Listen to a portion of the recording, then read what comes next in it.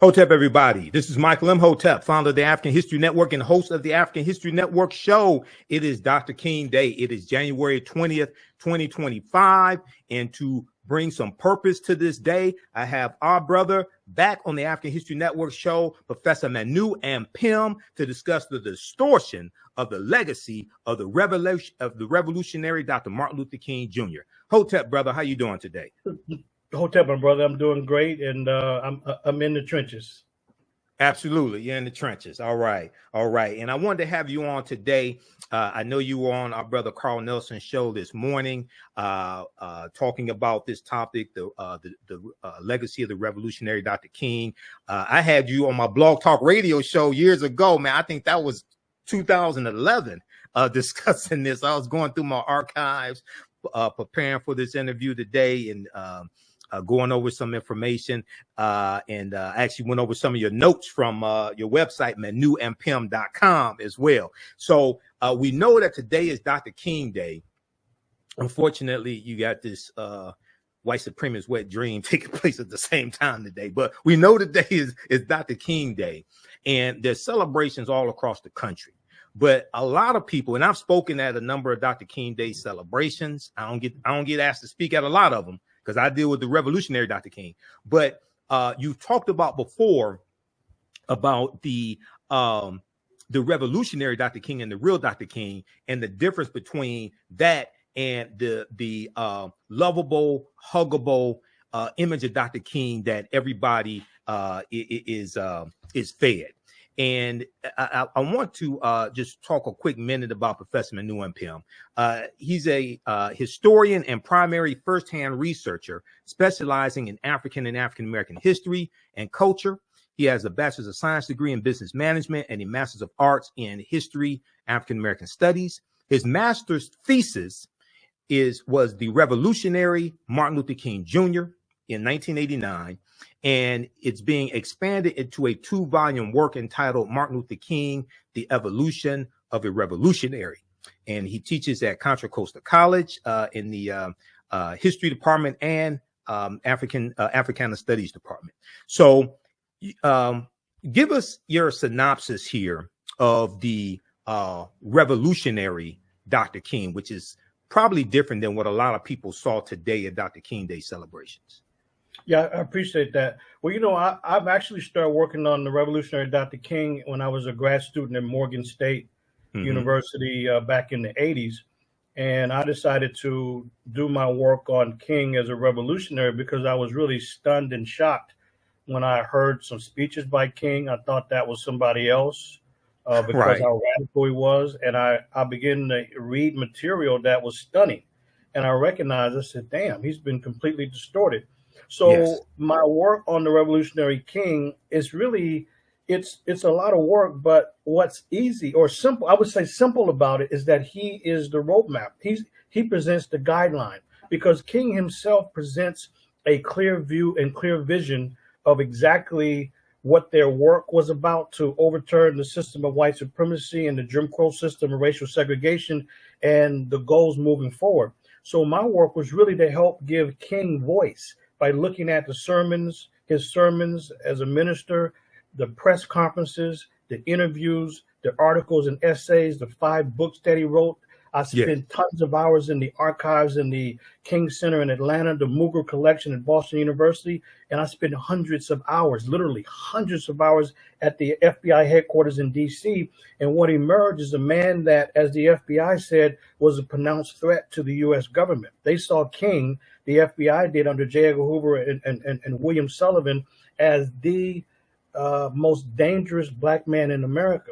They didn't see anybody else as the most dangerous, but they dubbed King that. So there was a Get King campaign for the last 6 years of his life, where the FBI had more surveillance on King than any person in the history of the Bureau. So King, as a revolutionary, begins to emerge more and more as the struggle became more and more radical. One thing that folks should know, to understand King, is to understand what he presented on a regular basis, that there were 2 periods. There was what he called the first period, or the civil rights period, from 1954 with the Brown versus Board of Education decision to 1965 when the Voting Rights Bill was passed. So at that point, Dr. King and his organization, the Southern Christian Leadership Conference, of which he was the head of, they said, and King's position was that in a sense, Congress signed the civil rights movement out of existence. In other words, those goals had been met, where Black people now can legally go into hotels, motels, restaurants. They can ride a Greyhound bus from one state to another. So those are all illegal. So those laws are on the books with civil rights and voting rights. But as he said, laws declare rights, but they don't deliver the rights. The people themselves have to go out and make the laws a reality.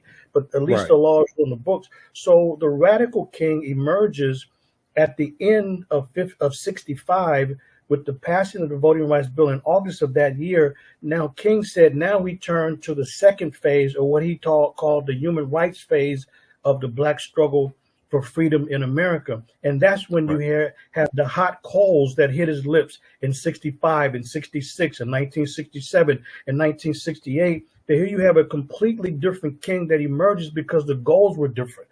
Plus, after a decade of struggle, people were tired of no real practical physical progress to help Black people improve their lot in life. So here's where King is now. He's not a civil rights leader anymore. He's embracing human rights.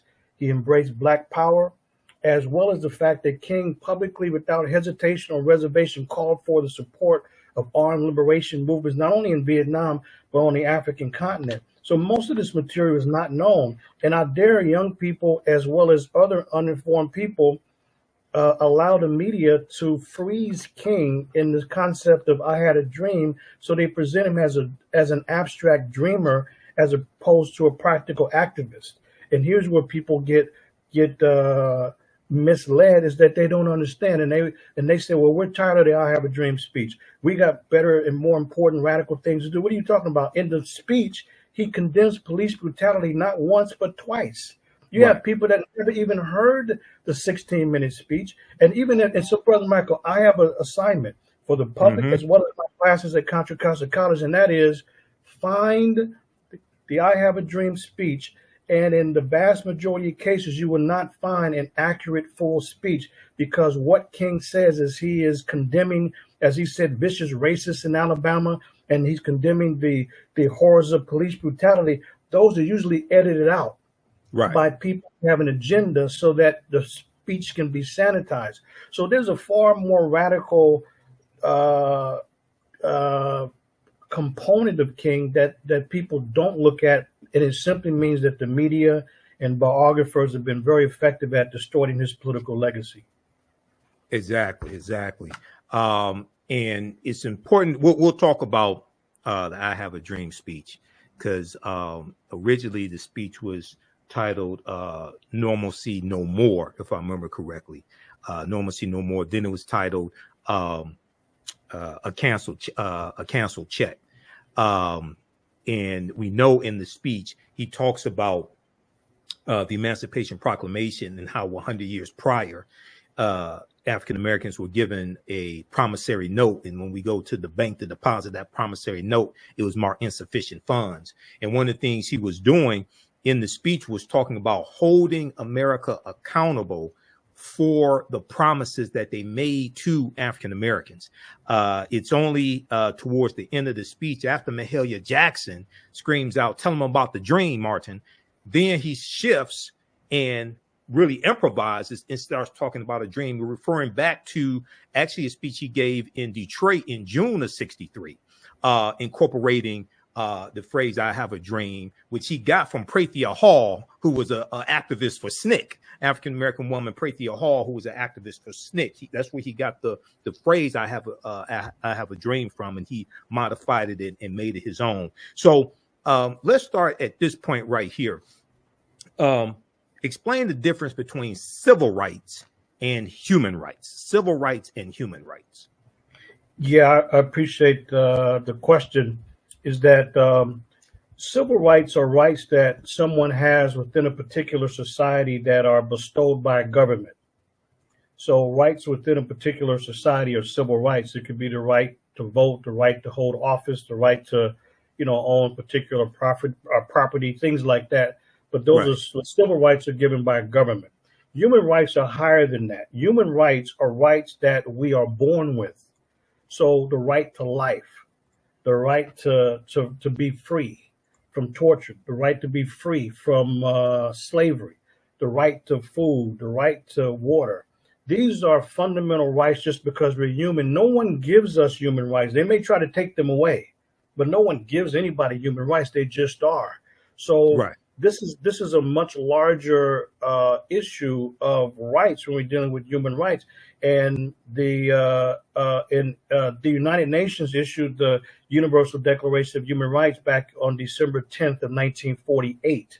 So what folks don't understand is that there had been a human rights focus and effort for decades among Black folks and the people in general in the U.S. It's just that civil rights was more prominent.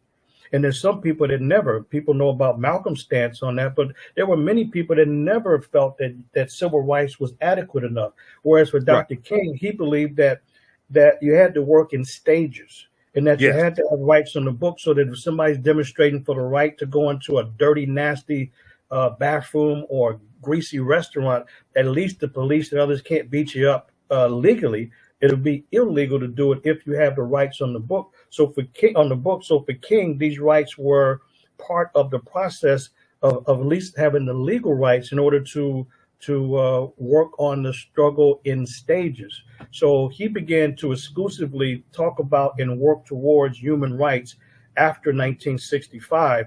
So he's not a civil rights leader in the second phase. So someone who describes him as that has really distorted Dr. King's political work. So when people are talking about Martin Luther King Day and living the dream, what dream? He ain't talking about no dream. He's a practical activist. You know what I mean? And so the issue is that because people have not read his works, they don't even know what his plan is. I was listening to the radio for a while today, and I heard a lot of rhetoric. People out at rallies and demonstrations today, and they are all over the place. Not a single person said anything about Dr. King's political work and what his agenda was as he was presenting it in 66, in 1968, even though he lays it out. And by the way, Brother Michael, as people are watching and listening to us, I want to challenge the listeners, the viewers, to see if they could come up with an accurate list of the 5 books that Dr. King wrote. Not books about him, but books that he wrote. 5 books. It's very difficult to do because he's the most misrepresented and misunderstood figure in U.S. history. And by the way, on the I Have a Dream speech, just one other thing. This is during the civil rights era, and we know about the inauguration today and all of that. People should understand, because I heard a college president say just recently he praised John F. Kennedy at the King event. And I said, well, first of all, Dr. King did not trust John F. Kennedy or Robert Kennedy. He said these are politicians who would not do anything unless it helps their political career. And neither did John Lewis. Because John Lewis was going to call him out. He was going to have a scathing rebuke of John F. Kennedy. Go ahead. He had to tone it back. And so the thing is that if John F. Kennedy was such a great civil rights president, well, guess what? He was embarrassed by the greatest demonstration for civil rights in the history of the country back at the March on Washington back in August of 1968. John F. Kennedy was embarrassed and even tried to stop the march. Yeah, he tried to stop the march. So he was no civil rights president, but that's the phase that was, that's one of the events in that civil rights phase, and it embarrassed the Kennedy administration. It eventually helped to lead to the legislation, but not only that march, but just after the so-called I Have a Dream speech. By the way, it's a 16-minute speech. The first 12 minutes, he's there to, as he said, dramatize a shameful condition. So as he exposes American hypocrisy, that's what the goal was, and to stand up for Black manhood and Black womanhood.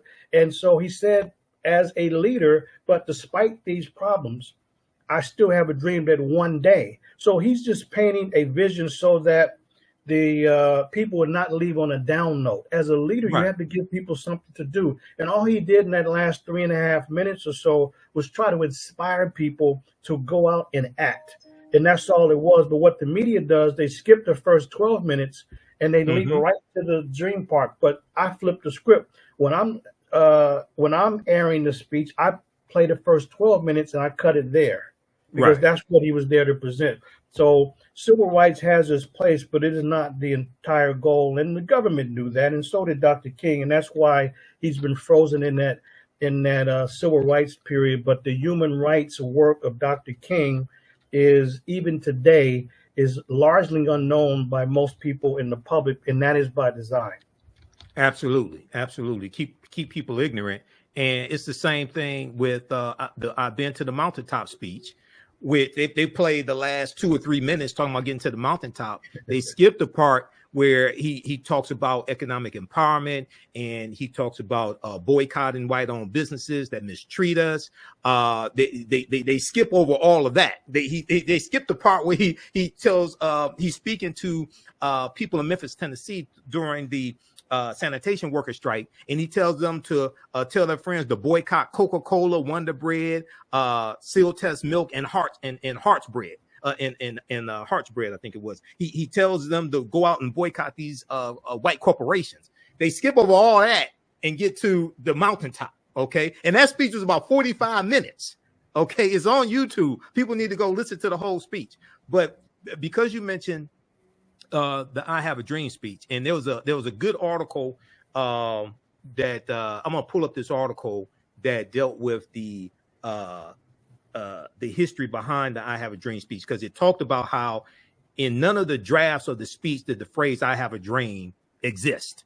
Okay, and Dr. King improvised, but he talks about police brutality in here twice, as you mentioned. Okay, now this is from the U.S. National Archives. There are different sources for it. This one right here is from archives.gov, U.S. National Archives, and you can just search for "I Have a Dream" speech, and they have it right here. Okay, and he talks about us being given. He talks about fighting against segregation, voter suppression, all of that here in the speech. Everything. A lot of white people, regardless of political affiliation, okay, a lot of white people don't want us to, and some African Americans don't want us to deal with. But go ahead. Any particular things you want us to focus in on this speech? Yeah, well, the thing is that it's important to know, in National Archives, you can never go wrong there. I would recommend for people to get the authentic speech, because otherwise you're not going to. Mm-hmm. I was at a King event recently, and the organizers, they had about 20 people taking part to the speech to read it. And as I was listening before I came up as the keynote, I recognized some things were missing. So I told them that's a creative approach to have people read parts of the speech, but you left out about 10%, because I said I only heard police brutality once. Yeah. It should be twice. But the best source is AmericanRhetoric.com. And the reason why that's the best source, they have the 100 most popular speeches in U.S. history, and the I Have a Dream is arguably the most popular. But why I recommend that is because you can listen at the entire 16-minute audio and the verified transcript. So you can actually do both, and that's why it's important, because I've seen a lot of websites and they mix and mingle things. And here you got a popular speech and it's distorted. But it's really important to know that King is there to, as they said, dramatize a shameful condition, and they were there for freedom and jobs, and not to talk about an abstract dream. But here's how the mainstream media, biographers, some civil rights leaders, and even family members, even family members have been a part of this misrepresentation, and Pulitzer Prize winning biographers. And that is, it's like this. When I was in Baltimore a while back, when I was working on my revolutionary Martin Luther King work, there was a elementary school teacher. He was on the radio. He said that the third grade class had to draw a picture of Dr. King as they saw him. So a young girl drew a picture of Dr. King lying in bed. So the teacher said, "Baby, well, why did you draw a picture of him lying in bed?" She said, "Well, he had a dream, so I figured that he must have been asleep, you know." And I said, "You know what? There it is. That's exactly it."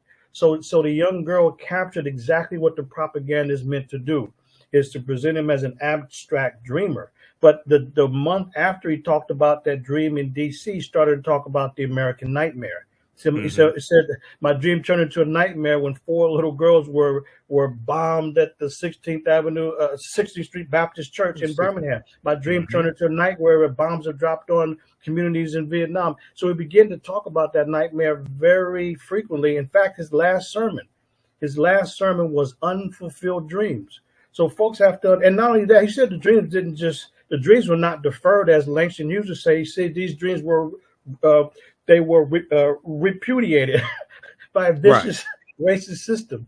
So it's a lot of things we need to know about the speech, but the main thing is folks should listen and should read it and know that as public as the speech is, the distortion of it is great. So if that could be distorted, the question is, what else don't we know about King that's not so well known? And that's the other part of the distortions that take place. And this is one of the big concerns I had when I started to go to the archives and look at his material and do the interviews with some of the leading activists at the time to get their perspective on how King was distorted. So not only is that speech distorted, but the whole process of him being supposedly weak. What are these cats talking about? Exactly. King represented strength. He represented manhood. And young folks in particular, I've heard some of the most strange things, that they don't want to deal with King because he just, he wasn't tough enough or something crazy like that. And people want to go out and live the dream, but they cannot define what is the dream. What is King's plan? So again, he lays his plan out. So I say to those viewers, what are the 5 books? We want you to put those, because if you can name the books, you're on the right track. And it's going to be very hard to do that, by the way. Very difficult. Exactly. Well, I have 2 of them here. This is his last book. Where do we go from here? Chaos or Community, 1967. Crucial book. Chapter 2, he talks about the Black Power movement. You dealt with this before. From your website, manuampim.com. Dr. Martin Luther King Jr. supported Black Power. This essay you did, I printed this up January 20th, 2011. I printed this up January 20th, 2011. Okay. This right now, here. That's work. That's work from the 1980s. Yeah, yes. From 1989. Yep, from your master's thesis, 1989, the revolutionary Martin Luther King Jr. But because I interviewed you around that time, so I printed this up and I share this with people as well, because he is one of the most misunderstood leaders of African Americans. So let's do this here. I want to go to okay, so we talked about civil rights versus human rights. We've talked about the I Have a Dream speech as well, and it was it was later called I Have a Dream. It's going to be called a canceled check, because in the speech he talks about African Americans being given a promissory note, and then we went to the bank to deposit it, is marked insufficient funds. Okay, now let's see. You talked about Dr. King publicly called for the support of armed liberation struggles in Africa, Asia, and Latin America in numerous speeches, interviews, and writings. Give us some examples of this, because once again, at Dr. King Day celebrations, this is something that they're not going to talk about. Yes. Okay. Yes. Okay. So let's put that in context. One of the things that is not known by folks is that they think that Dr. King was a pacifist. Now that word was being used pretty frequently. He even used it, but King was not a pacifist, nor was Gandhi a pacifist. A pacifist is somebody that embraces nonviolence as a way of life. It's a principle. Whereas for King, it was more tactical. For Gandhi, it was more tactical. Mahatma Gandhi, for example, he participated in 3 armed conflicts. And not only that, he continued to argue for training in arms for those that didn't believe in nonviolence. And he even says that towards the end of his life. So Gandhi, under no circumstances, was some pacifist. That was just a strategy against against British colonialism, as India was under that authority. Here's what King said, and then I want to talk about him embracing liberation movements, because people understood. So here's one of the things that King said about the tactical use of nonviolence. he never once said that people should not defend themselves when attacked. He said the issue was whether or not it was tactically wise to use a gun or knife in a demonstration for the right to vote. So this is what he said. I contended that the debate over the question of self-defense was unnecessary, since few people suggested that Negroes should not defend themselves as individuals when attacked. The question was not whether one should use his gun when his home was attacked, but whether it was tactically wise to use a gun while participating in an organized demonstration. And that comes from the book you mentioned, Where Do We Go From Here? So for King, from the beginning, even in the Montgomery bus boycott in 1955 and 56, he had armed men around his house. And not only that, but King had a gun underneath the sofa right there. So when Bayard Rustin came from New York to teach this Gandhian philosophy of nonviolence, he said, hey, look, before you said it, watch out. There's a gun in that seat over there. And not only so, there's no time that King does not have armed people around him when he needed it. So people should understand that he's simply arguing that it doesn't make sense to get into a skirmish with the police over the right to vote, because the media and the propagandists would focus on the skirmish and not the issue at hand. So that's one thing. Now, in terms of him embracing armed liberation struggles, let me help people out with one of the most popular speeches. There are hundreds of cases, but I'm not going to ask anybody to go to the archive. I'm going to ask you just to take a look at what's already there. So one speech that people know about or heard about is Beyond Vietnam. This is April 4th, 1967. Now, some people change the title. It's not Why I Opposed the War in Vietnam. That's a different speech. Why I Opposed the War. That's April 30th. We're talking April 4th. So King said that these are revolutionary times. All over the globe, men are revolting against old systems of exploitation and oppression, and out of the wombs of a frail world, new systems of justice and equality are being born. The shirtless and barefoot people of the world are rising up as never before. We in the West must support these revolutions.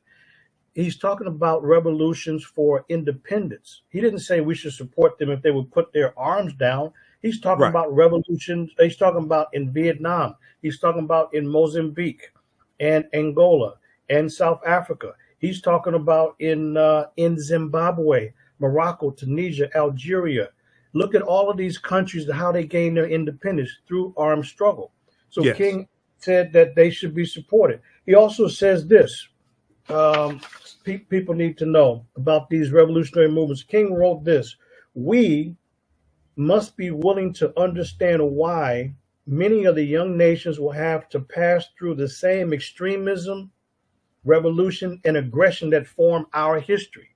What is he talking about? He's talking about the American Revolutionary War. This also comes from Where Do We Go From Here? That's the last book that he wrote. He said that they're going to have to go through the same extremism, revolution, and aggression that formed our country. This country became independent as a result of the American Revolutionary War, from 1775 to 1783. So when the Treaty of Paris was signed on September 3rd, 1783, that's what gave birth to the country. And this is what King was referring to. If that's not enough, guess what else he says? He said that either, he's talking about the barefoot and shirtless people, he said either they will have to pass through, that either they share in the blessings of the world, or they organize to break down and overthrow those structures of government which stand in the way of their goals. And Dr. King would always quote John F. Kennedy. He said that those that make peaceful revolution impossible will make violent revolution inevitable. Right. If folks need more, Dr. King, you should read what he had to say, A Testament of Hope. That's the last interview he gave that came out posthumously in '69, the very next year. He said he was very happy that people were going through this kind of aggression to become independent. He's not condemning them because of their methods. He is applauding the people.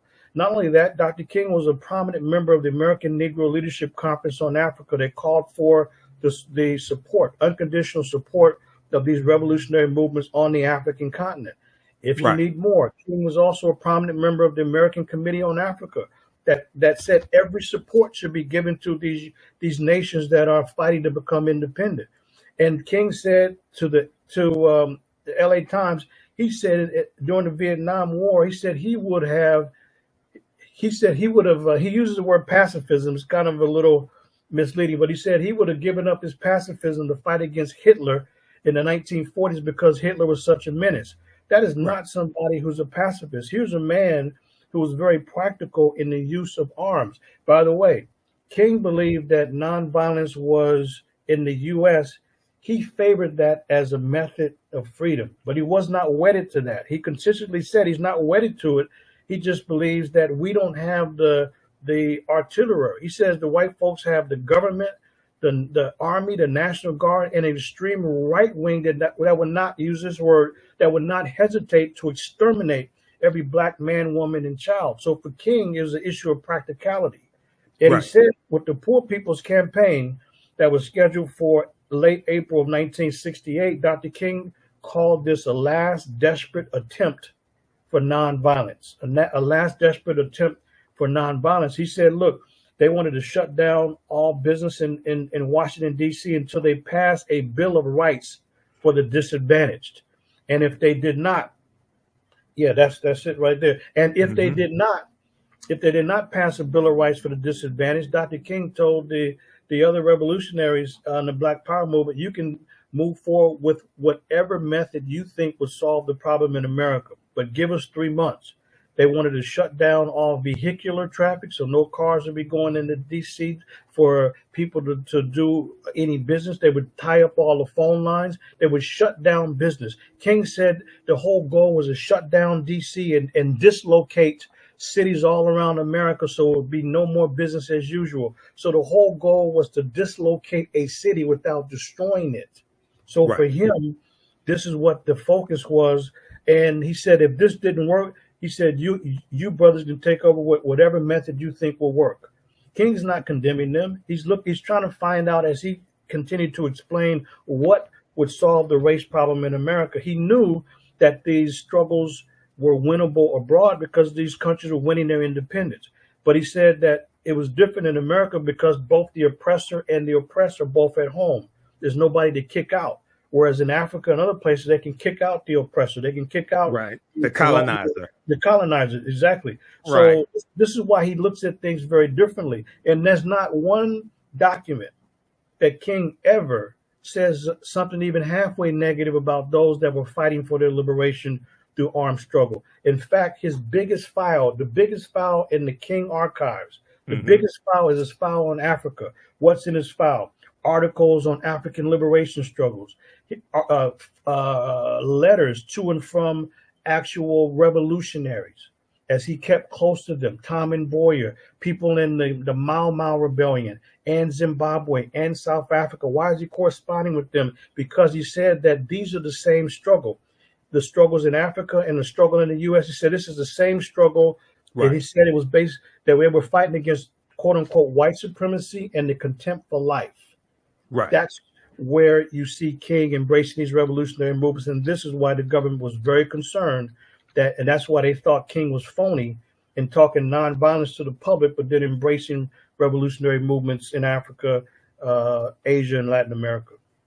Exactly. So on the screen, and you have so much, man, I'm going through pulling articles, everything. So this slide right here, this is from a presentation that I've done over the past few years dealing with the distortion, the distortion of the legacy of Dr. Martin Luther King Jr., the revolutionary, will not be televised on the television. That's a presentation I've been doing for years where I get deep into this history. And I did that presentation once at the Charles H. Wright Museum of African American History, and they never asked me to come back and speak again. It was on the Dr. King Day. Because brother, I dealt with the Dr. King I dealt with the revolutionary Dr. King, and I dealt with the Dr. King that used the Deacons for Defense and Justice to protect him. Okay, personal defense, yes, personal defense, and I quoted Dr. King from his own works talking about how he supported armed liberation in Africa and Asia, things of this nature, man. And I challenged them. I said, I don't care. I said, I'll debate anybody you have. I don't care how many master's degrees and PhDs they have. I said, and I pulled up the cover of the book, Deacons for Defense and Justice. I said, you trying to tell me the Deacons for Defense and Justice are not part of the civil rights movement? I dared them. I pulled up the book, this nonviolent stuff will get you killed, how guns made the civil rights movement possible, by Professor Charles E. Cobb Jr. We're going to come to that in a minute, because there's an excerpt from that I want to show to show people to back up what you were saying. I said, you trying to tell me that they're not part of the civil rights movement? I said, no. I said, we have to stop lying to people about this. And there's a whole industry of this is why I have a problem with these corporate funded breakfasts and dinners and luncheons, things like this. And they bring some civil rights superstar up who lies about what happened. Okay. Okay. So let's look at this quote here.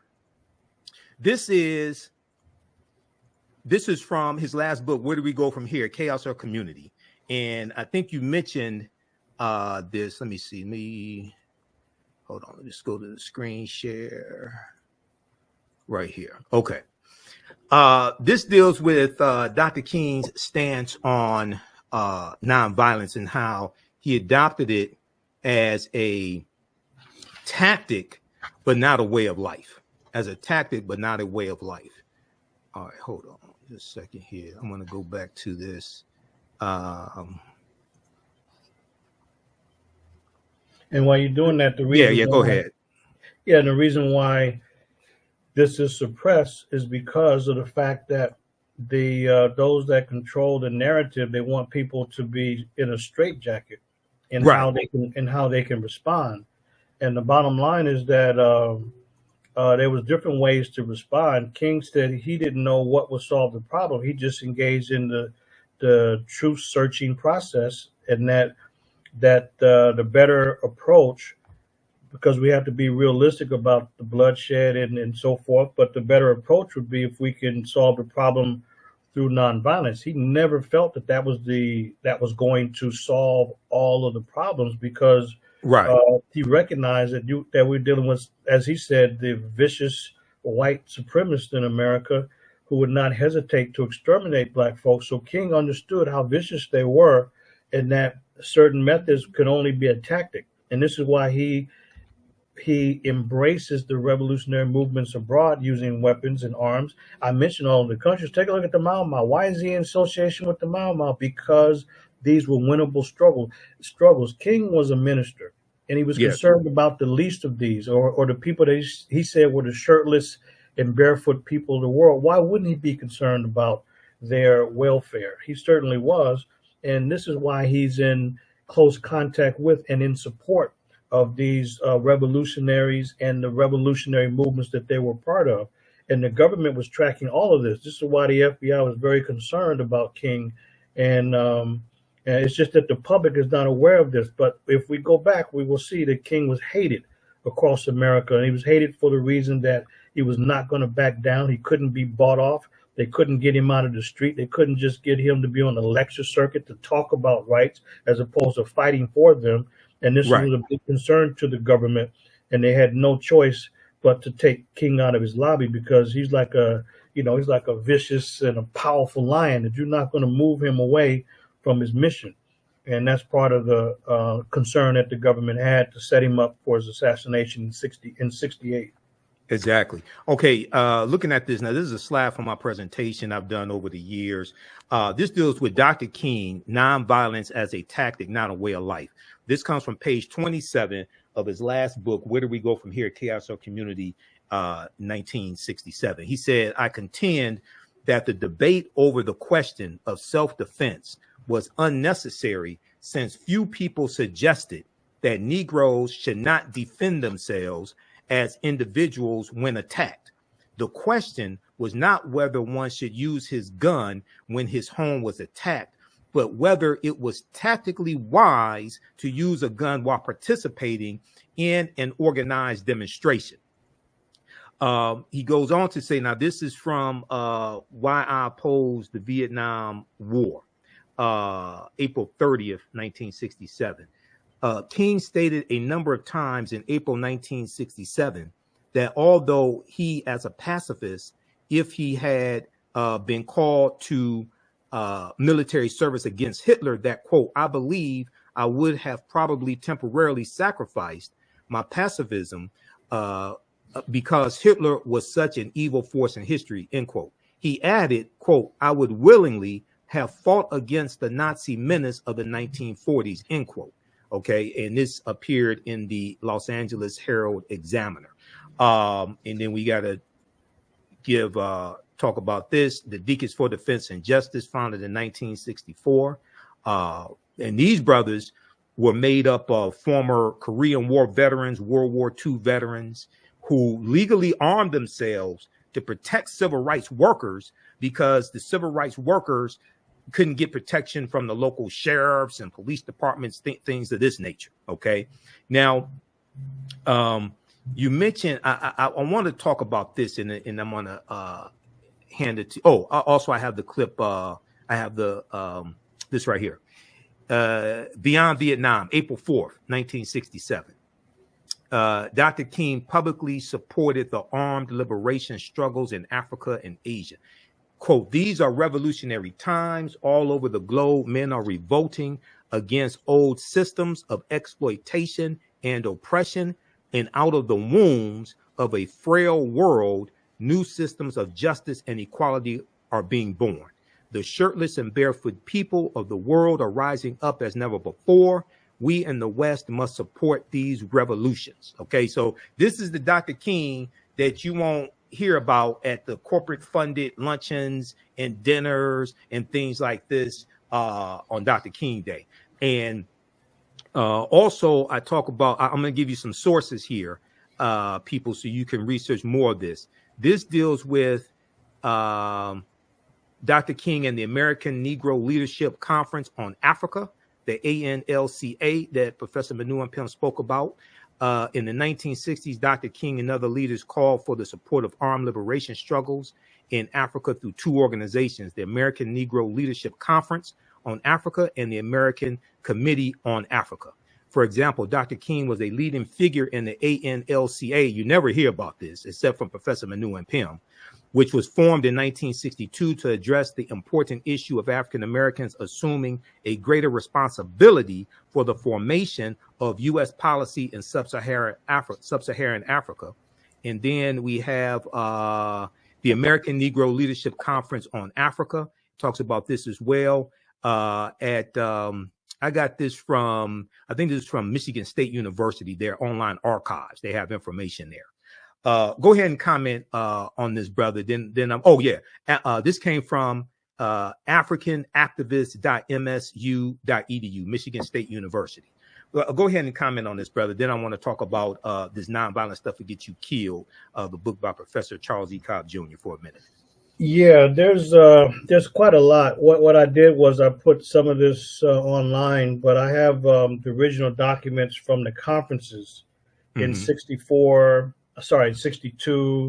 64, 1967, and these were public statements. These were policy statements that were being made, and King helped frame and form these statements.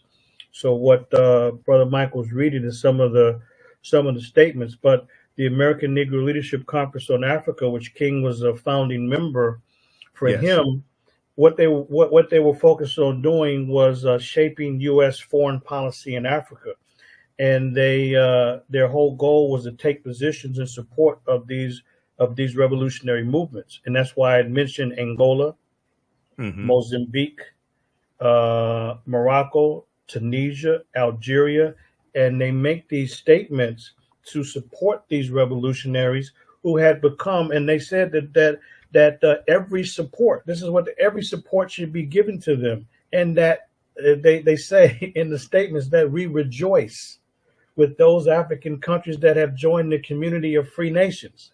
Yes. They didn't say we rejoice, but we really are not happy that they use armed struggle. No, not at all. We rejoice with them. And so if King was somebody who had an issue with it, he would have left the organization. He would have left the American Negro Leadership Conference on Africa, but quite to the contrary. They had public conferences with public policy statements that he helped write and form. And not only that, but the American Committee on Africa, George Hauser was the leader of that organization. George Hauser did the fact-finding work and research in Africa. And when Hauser came back, and who was he meeting with? King and others to help form the American Committee on Africa's statement. And they too called for the support of these revolutionary movements. So this is why people have to understand that in 66, in 67, and 68, when the hot coals hit Dr. King's lips, now he's criticizing everybody, including the U.S. government. So King would often say that the bombs that are being dropped abroad, they explode at home.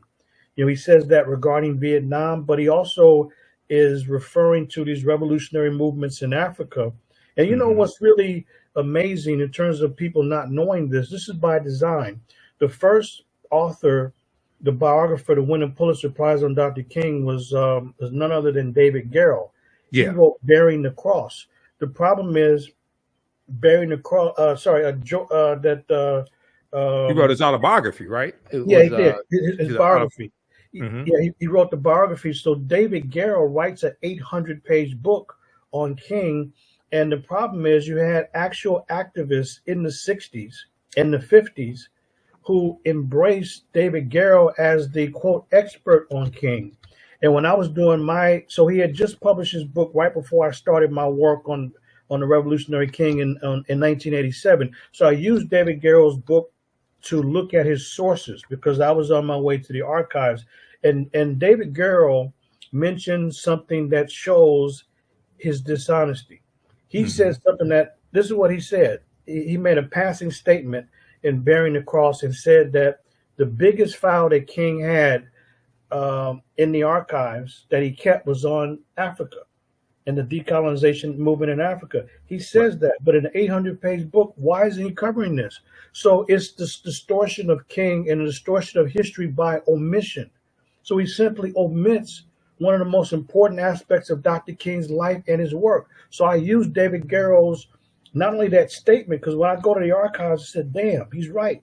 How could he not have a major section or a major chapter on what King was most concerned about? Because it's systematic distortion and misrepresentation of King's work and his concerns. So then when someone looks at Bearing the Cross, they look at David Garrow's taking 2/3 of a page to summarize a speech. So, wow, he's very thorough.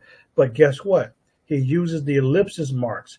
He uses the 3 dots to skip over the very parts of the speech King is saying to embrace these revolutionary movements. So that when people read it, they say, wow, this guy's very thorough. He's got 2/3 of a page on the speech, and then he's got 5 or 6 sources listed. Yes, but if you go to the source, you say, wow, this man is dishonest. And so, in other words, in this thorough book, he is deliberately omitting the very things that blows up his whole premise about King and this nonviolent tradition. So this is why people don't know about the American Committee on Africa or the American Negro Leadership Conference on Africa and their numerous statements beginning in 1962. So, you know, you showed a couple of them, but I just put just a couple of those online. There's a long list of this that you get from the archives that David Garrow has to have, but he refused to write about because he too was about distorting King. And by the way, Brother Michael, in 2027, brother, we got to, the end of 2026, we got to come back because in 2 years, the assassination records on King that was in the Assassination Select Committee hearing in 1977, those records were very sensitive from the FBI, the Federal Bureau of Investigation. So they were put in the National Archives for 50 years. So they're there for 2 generations. They're not going to come out until they're scheduled to come out around January 30th or so, 2027. Yeah, 2027. Okay. Yeah, January 2027. And it will be a smear campaign of Dr. King like we've not seen before. So David Garrow's already given, the same guy that wrote the biography, he's given us a preview. The FBI that hated Dr. King tried to break up his family, tried to get him to commit suicide, and they leaked some phony documents out there. And David Garrow, the King biographer, then wrote an article talking about he said the troubling legacy of Martin Luther King, and David Garrow was condemned by many historians, activists, and writers because of the fact that why would this man come out and try to destroy Dr. King's character from some shaky, shady, unverified sources within the FBI? Anybody that goes to the FBI headquarters like I did knows that these people are prone to errors. They make lots of spelling errors, names are wrong, information is suspect and shady, is very well known. Even David Garrow knows that. He said that one thing he knows by going to the archives, you cannot rely just on the FBI records, because you have people that have an agenda. These people are sloppy. They are semi-professional at best, and you cannot trust them because they have a motive and an agenda. David Garrow says that, but yet he engages in the slandering of Dr. King's character without even seeing the documents. What he's talking about is racist, anti-King FBI officials who are summarizing what they claim to be some tape.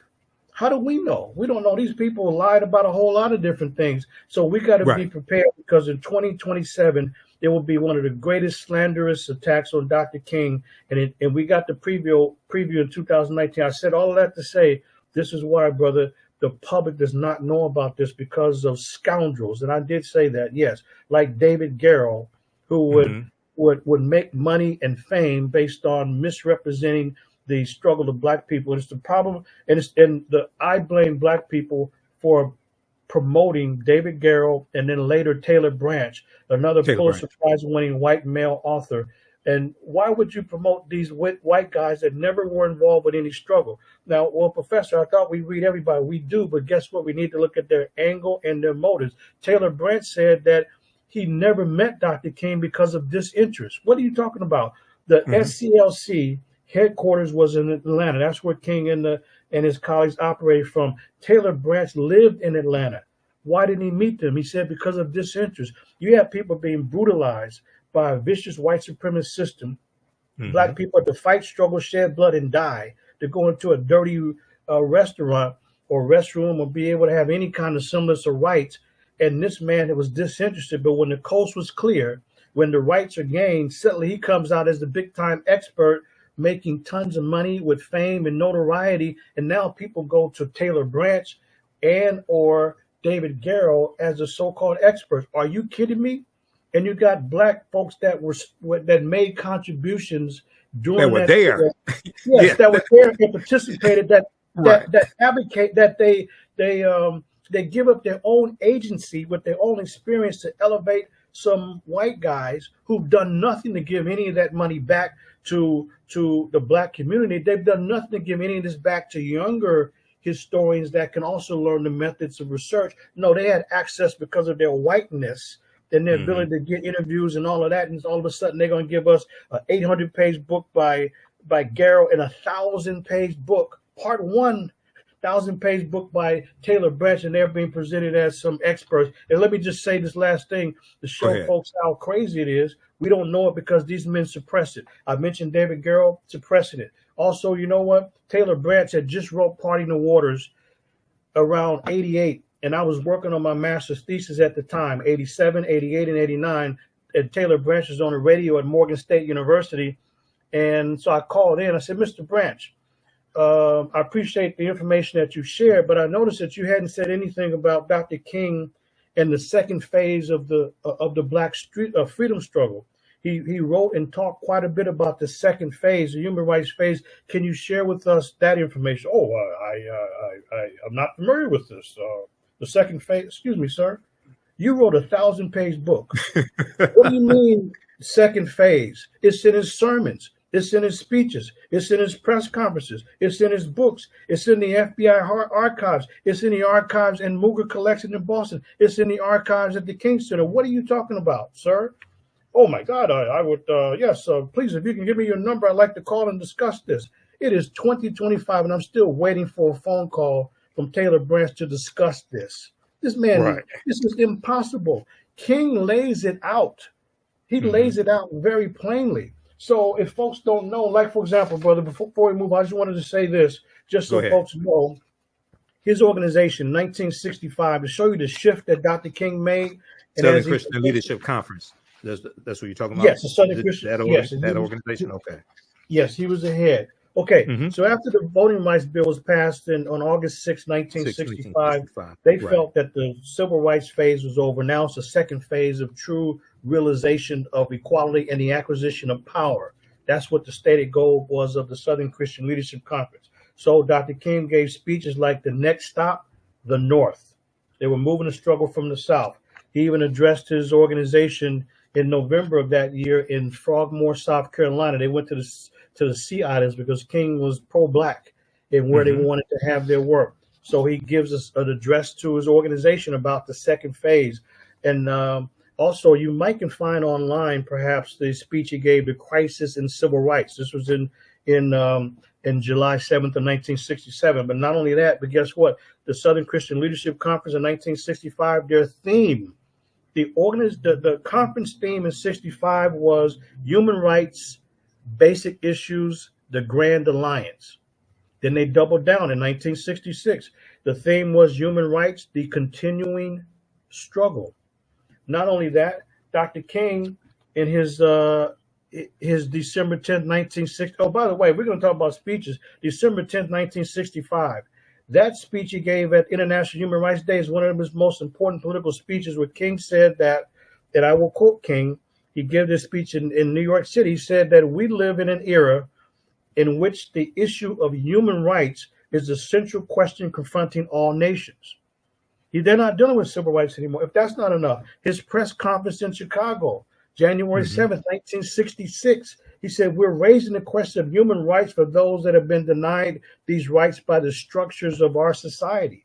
He's focusing exclusively on human rights. One of his most important speeches, another one. There's so many I can go on, but the bottom line is one of his. Go ahead and talk. I'll be right back. In just a minute. Go ahead and talk. Okay. So one of Dr. King's last speeches was remaining awake through a great revolution.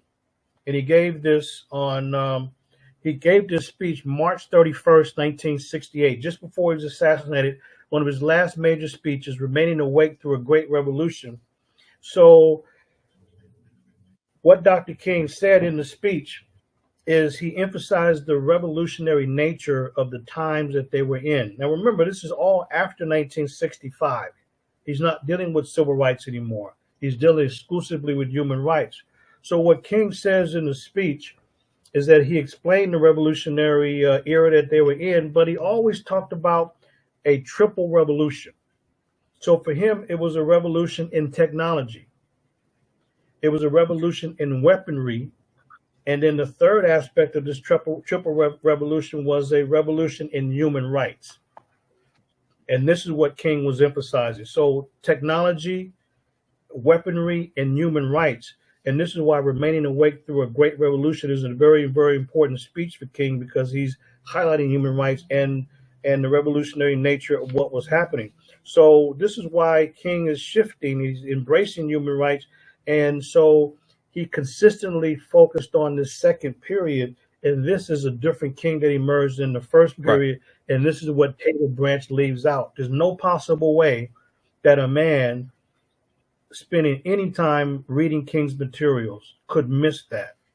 But he knows that the dream sells. Right. And if you start talking about King, the activist, then you're going to ruffle some feathers and the dream is not as palatable. So this is why he's feigning and pretending like oh my God, I would like to get your phone number. As if he don't know. Are you kidding me? And this is everywhere. One source after another. He's talking as a leader how to get people to understand that we've accomplished our goals in the first phase. Now it's the second phase. And he also warned white people. He said there's not going to be any bargain rates. There's not going to be any bargain race in the second period. You're going to have to give up something.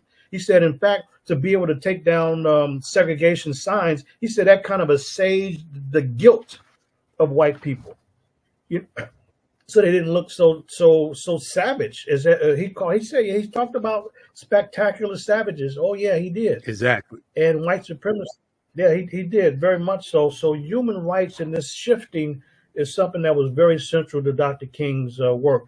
And so we had I'm looking at the channel. I don't see anybody that's put in the books yet. But we got one. So that was mentioned by Brother Michael. Yep. So there's 4 other ones.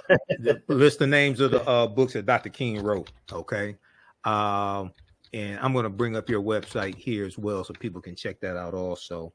I have 2 of his books here, but I'm not going to show the other one. But yeah, list the names of the books that Dr. King wrote. Because when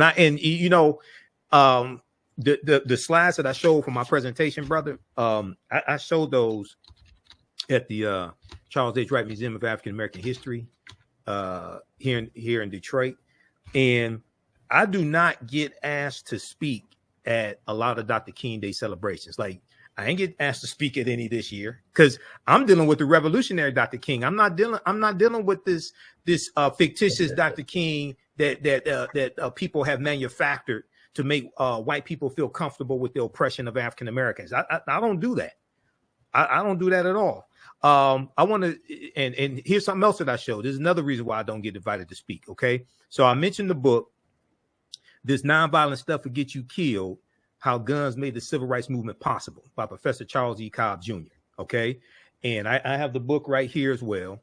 Now, it's important for people to understand who Professor Charles E. Cobb Jr. is. Okay, so he was a activist with SNCC, operating in rural Mississippi for 5 years, organizing African Americans to vote, and you register to vote, things of this nature, right? And so he was there, and he taught. I saw an interview on News One Now with Roland Martin that Roland did with him, and he's breaking down how anytime the activists stayed, African American activists especially, stayed at somebody's house, the black people's house in the South, in Mississippi, there was always a gun in the house. There was a gun over the fireplace or on the nightstand, things like this. And he said the first day they got down there, the first day, because most of these activists were coming from the North, okay, and they're coming down to Mississippi, especially during Freedom Summer, 1964. He said the first day that they got down there, he said the black people in Mississippi told him and the others, he said, we know you're nonviolent, but we're not. And we're not going to let these white people kill you, because they knew what white people were capable of. Mississippi was the state that had the most number of lynchings from 1882 to about 1968, about 581 lynchings. Mississippi was the state that had the most number of lynchings. But if we look at this here, I want to go to this. This deals with and I'll hopefully, let's see, is it showing on the screen? Let's go to this again. This is an excerpt from This Nonviolent Stuff Will Get You Killed: How Guns Made the Civil Rights Movement Possible. Okay, so get this from your local African American book dealer. If you can't get it from them, then get it from somewhere else. Here's an excerpt from the book. Visiting Martin Luther King Jr. during the Montgomery, Alabama bus boycott. So that's 1955, 1956. Journalist William Worthy almost sat on a loaded pistol. Now, you talked about this earlier in our conversation, Professor Manu Ampim. Quote, just for self-defense, Dr. King assured him. Just for self-defense, end quote, Dr. King assured him. It was not the only weapon Dr. King kept for such a purpose.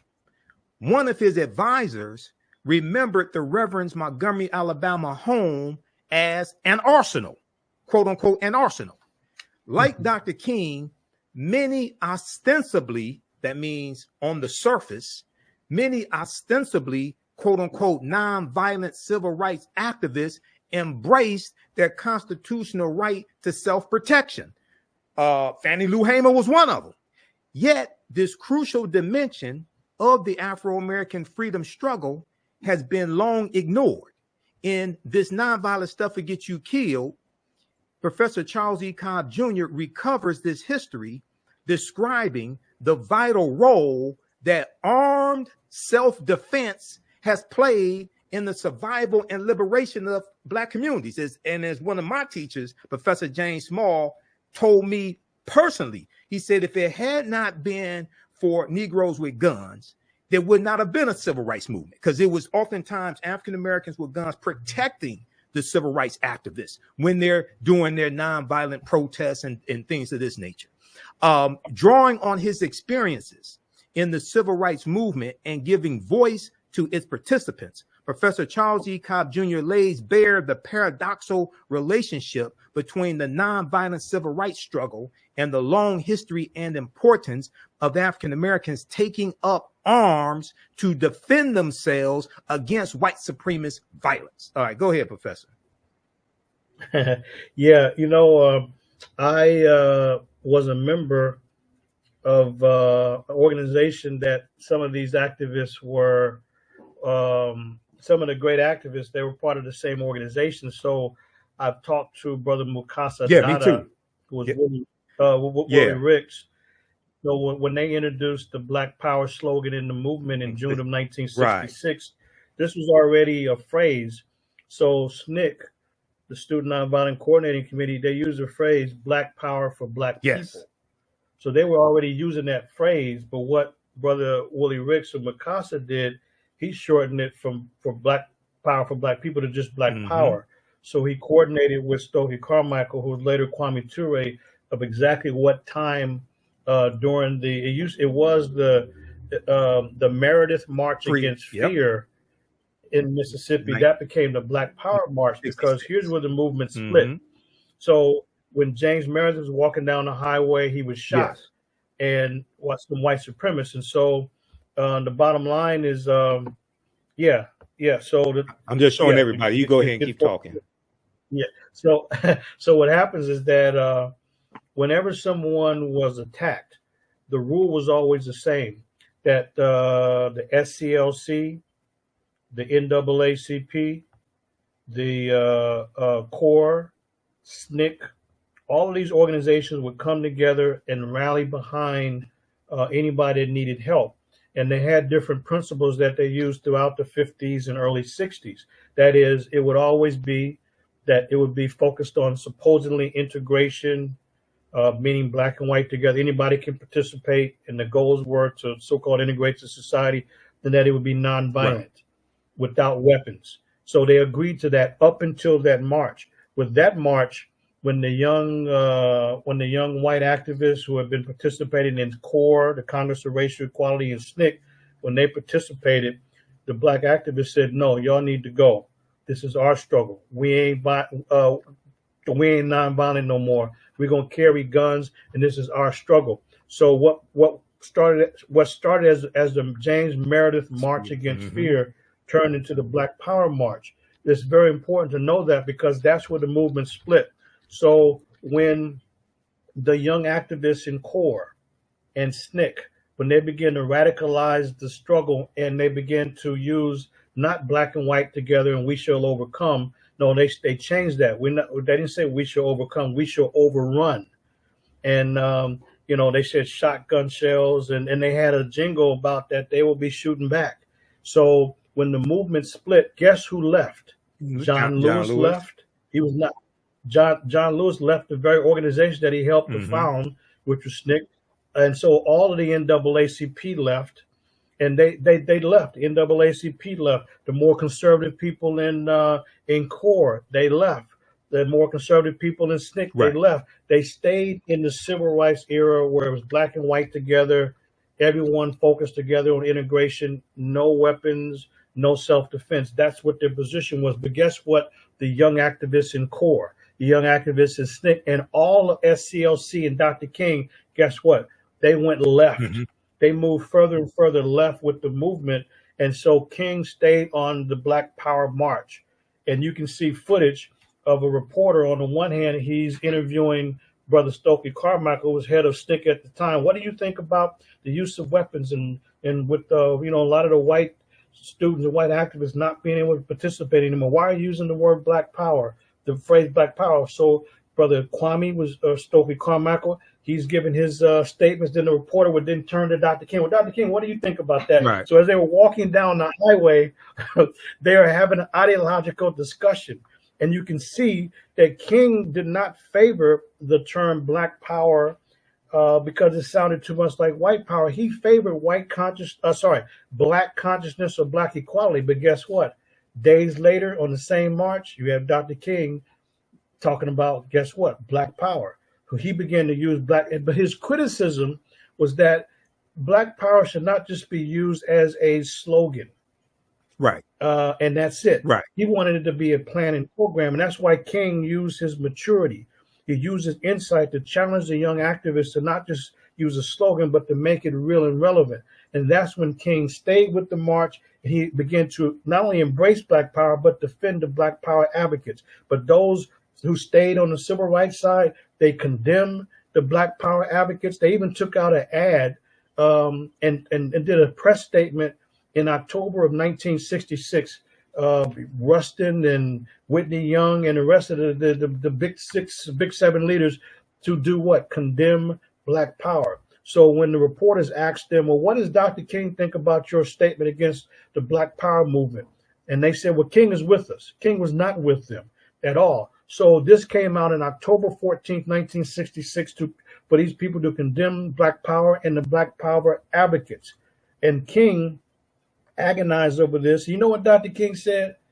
He was upset that they tried to bring him into their anti-Black Power position. So King was talking with his advisors. He said, how can I have any credibility being among these? And he called them Mickey Mouse Negroes because he didn't respect them. He didn't respect them. So on October 17th, 3 days later in 1966, Dr. King took out an ad in the New York Times to, as it said, clarify his own position, that he does not condemn Black Power. He said that this is something that emerged out of real concrete issues and conditions in racist America. And so King did not agree with these folks, but the movement split in 66. And that's when Dr. King became an enemy, not to just a lot of people in the general public or the media or the FBI and J. Edgar Hoover, but to the Black civil rights leaders who were uncomfortable because Dr. King was not only internationalizing the struggle and embracing now publicly liberation movements out, in different places in the world, but now he's embracing Black Power, and there was no room for those earlier white activists who were only focused on getting laws changed. But now this is a new phase in the struggle. So the Black activists said, no, we're going to do this alone. And the bottom line is, you're absolutely right. They had their weapons, they had their guns. He said these white folks are vicious. Any place that someone was meeting was suspect to be shot up, whether it was a house, whether it was a church, it didn't matter what it was. So they always had their weapons. So when white folks would come by shooting, they would shoot. No one was really locked into some nonviolent philosophy like that. The stick activists was not having it like that. But the bottom line is that the Deacons for Defense, during this Black Power March in June of 66, there was one of the marchers who passed away during this Meredith March. And so they wanted Dr. King to preach the eulogy, but guess what? He wouldn't. You know why? He had to wait for the Deacons of Defense to help to be the security for him to go into the Mississippi Delta and preach that eulogy, because these folks would shoot you from anywhere, from a rooftop, from a tree branch, or anywhere else. But it was the Deacons for Defense that King waited on to provide the personal security before he would go into that Delta and preach the eulogy. So that's one of the most defining marches, where that Meredith March turned into the Black Power March, and it was the brother Mukasa Dada, Willie Rick. At the time was Willie Rick. And somebody wrote a book, is that he's coming to start riots.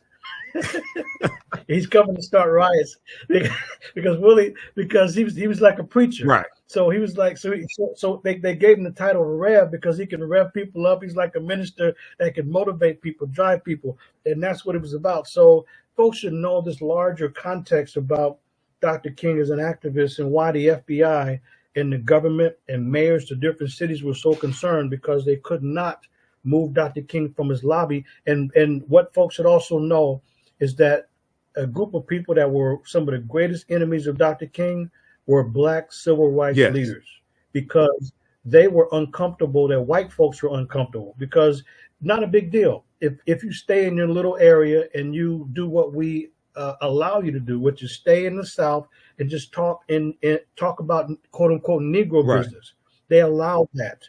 But when King began to nationalize the struggle, when he went to Chicago in 1966, it said he was there to implement Black Power, and then began to internationalize the struggle. He always saw this going back to the 1950s. He wrote a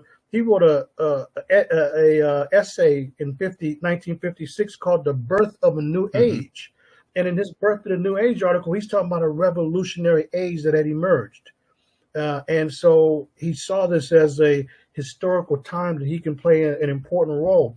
And that's why King is embracing Ghana and embracing different countries in Africa. This is why he embraces Jamaica and other places.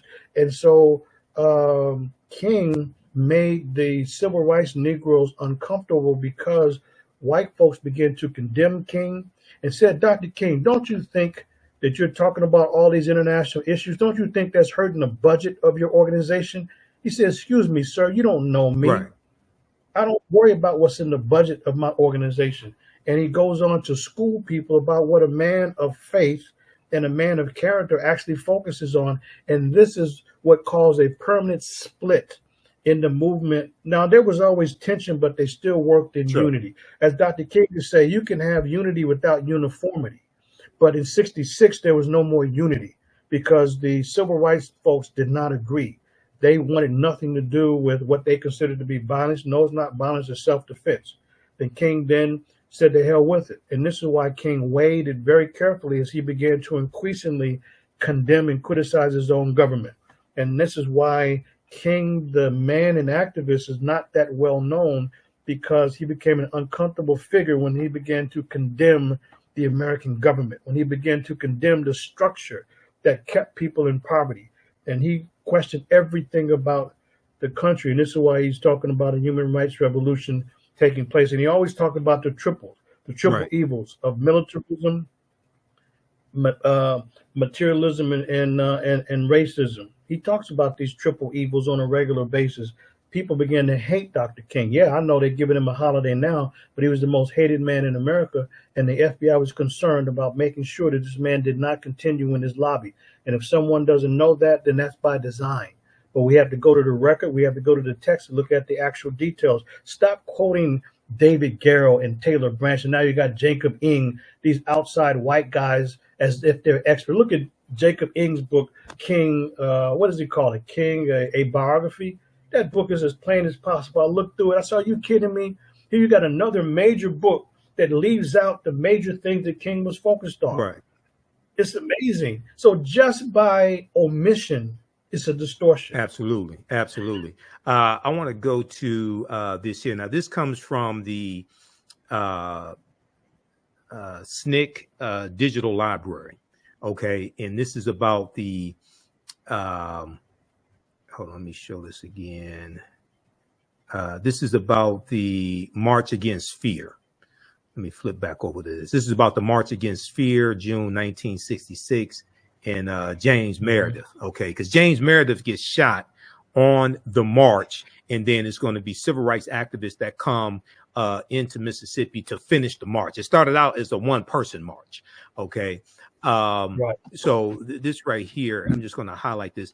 On Sunday, June 5th, 1966, James Meredith had just stepped off U.S. Highway 51 to begin a 220-mile trek through Mississippi.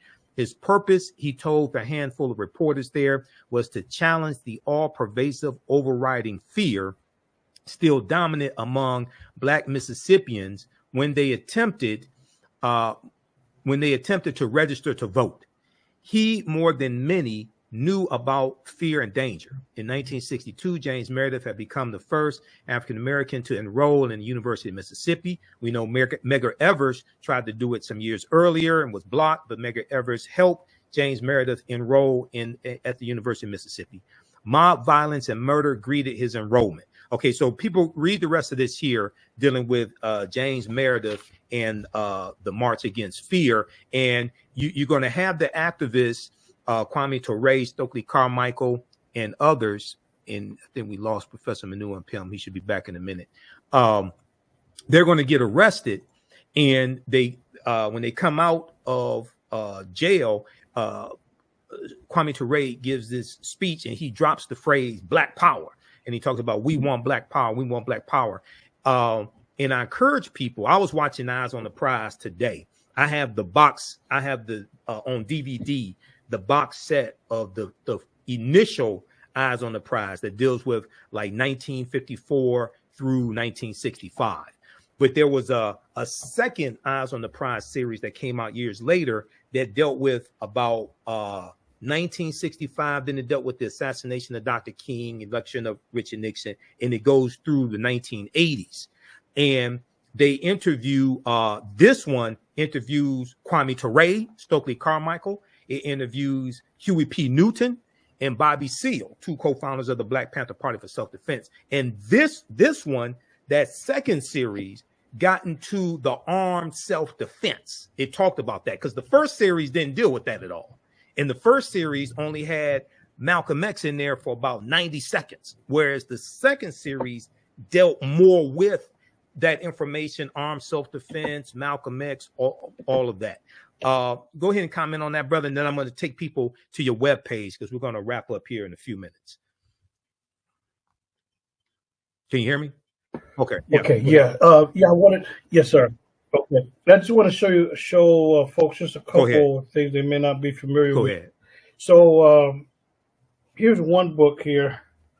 He's coming to start riots. Okay. And you see, brother, brother Stokely Kwame Ture, right. And then you see Dr. King, and that is none other than Mukasa Dada as well. Right. So this is the one who rallied people together, and they couldn't stop him. Yeah. So that's him. So I would say, pick this book up to help you understand what happened, folks. And by the way, even though Kwame Ture, who was the chair of SNCC, is more popular, it was actually Mukasa Dada who was using Black Power, but it was more effective. So he and Kwame Ture decided at the right day when Kwame would drop the phrase Black Power. So he would say, what do you want? The people say, Black Power. What do you want? Black Power. So they introduced that in mid-June 1966. Here's another one. We will shoot back. So there's a lot of sources that really puts this in context. And one thing that folks should know is that you do not see King outside of this because these white folks, these white nationalists were very vicious. And King made sure that he had protection around him and on a regular. Otherwise, he would have been, taken out before that. So those are some sources that we need to know. But yeah, I'm sorry, I missed your main question. Oh, no. I was just saying with the March Against Fear and them dropping the phrase Black Power, which and they, within SNCC, they had already been using the term Black Power, from my understanding. In the second series of Eyes on the Prize, they talk about Willie Ricks, Mukasa Dada, and they talk and Kwame Ture talks about how he was already using that phrase on the ground, priming people for it, getting them to understand that concept so that they were ready for it when Kwame Ture dropped it in the speech when he comes out the jail during the March Against Fear. And when he gives that speech and he drops that phrase, and you're going to have a ideology built around it. It wasn't just a phrase.